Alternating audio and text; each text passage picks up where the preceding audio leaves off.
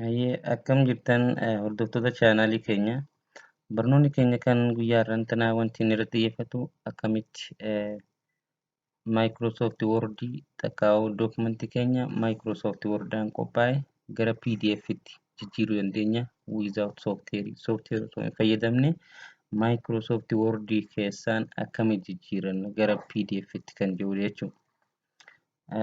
Asirratti fakkeenyaaf faayilli keenya Microsoft Wordaan kan qophaa'e dookumentiin keenya isa kanaa jennu.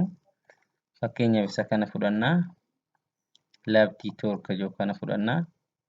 Isa kana maal goona? Open jenna. Ni banna asirratti. Faayila keenya kan jijjiiruu barbaanne san ni bannaa jechuudha. Okay, faayilli keenya erga banne isa kana fakkaata. Amma faayila keenya kana gara jijjiiruu barbaanna, gara PDF jijjiiruu barbaanna. Inni kun Wordidhaan qophaa'e waan ta'eef isa kana gara maalitti deebisuu barbaanna? Gara PDF'tti jijjiiruu barbaanna. Ergasii Microsoft Word erga banne booda faayila jedhu kana bira dhufna. Faayila bira deemna.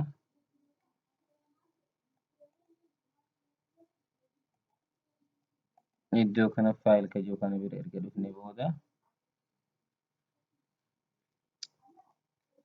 faayila jedhu kanarra cufaasna. Erga cufaasnee booda faayila keessa kan jiru info new open warri jedhaman kun kontentii fakkeenyaaf nuti fayyadamuu dandeenyudha.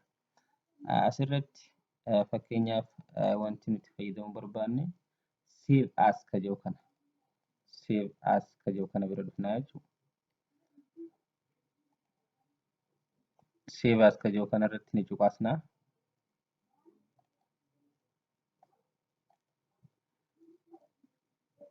Erga cufaasnee booda maal nuuf fidaa? Computer, current folder, desktop maal jedhu kun maali?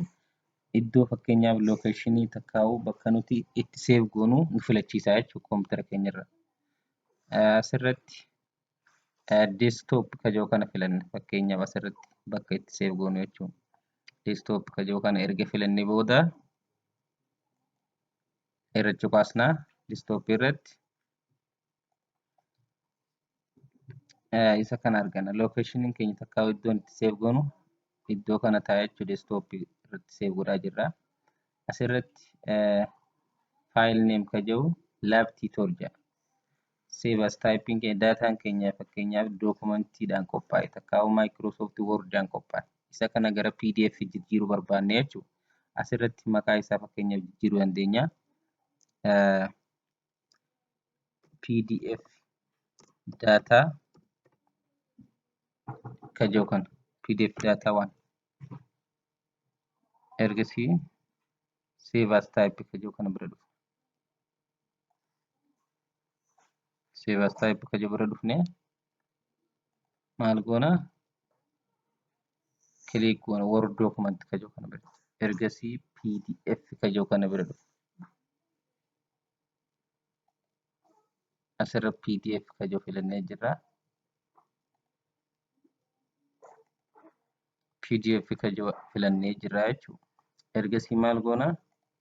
Iddoo kana dhufne save jedhu kana biratti click goona.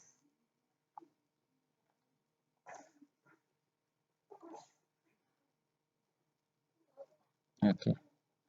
Kana hin dhaamsinaa. Yeroo reefu save goonu daataa keenya takkaa'uu PDF'dhaan kan qophaa'e lokeeshiniin takkaa'uu iddoon itti save goone kan filanne desktop irraa waan ta'eef desktopin isa kana PDF data file name keenya isa kana. Inni kun file data PDF data waan jedhu kuni labtiitoor takkaa'uu dookumentii Microsoft Wordaan qophaa'e gara PDF yeroo jiru isa kan arganna jechuudha. Yeroo open goonu fakkeenyaaf faayila keenya kana isa kan arganna jechuudha. Karaa salphaadhaan PDF itti deebifannee jirra jechuudha.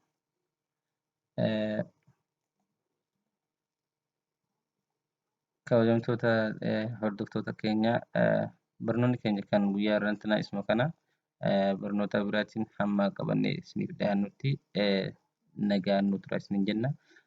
Chaanala keenya kana sheer, sabskiraayib, laayik, koomentii godhuu hin dagatinaa. Koomentiin keessan fayyada waan ta'eef akka koomentii nu gootan isin gaafanna. Nagaan nu tura. Galatooma.